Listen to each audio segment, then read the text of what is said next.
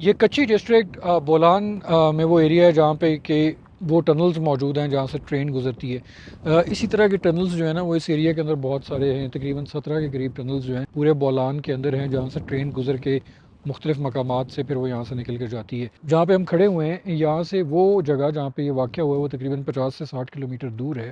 دیکھیں جو درہ بولان ہے یہ انتہائی تاریخی اہمیت کا حامل علاقہ رہا ہے صدیوں سے۔ کہ ہم پاکستان سے پہلے جب انگریز یہاں تھے تو ان کو بھی اسی علاقے میں جو ہے نا اچھا خاصا مزاحمت کا سامنا کرنا پڑا تھا۔ 73 کا جو شورش تھا اس کا بھی یہ درہ بولان جو ہے نا ایک بہت بڑا مرکز تھا۔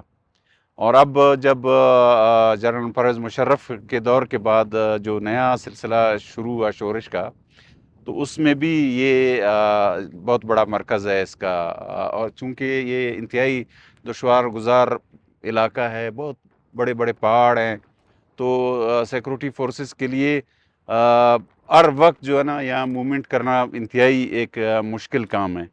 تو 2000 کے بعد سے یہاں ریلوے ٹریک کو اڑایا جاتا رہا ہے، ٹرینوں پہ حملے ہوتے رہے، پھر ایک ٹائم پہ اتنی زیادہ اٹیکس ہوتے رہے ٹرینوں پہ کہ اس کی جو ہے نا ٹرینوں کی سیکورٹی کے لیے ساتھ ساتھ ہیلی کاپٹر بھی جو ہے نا پرواز کرتے رہے۔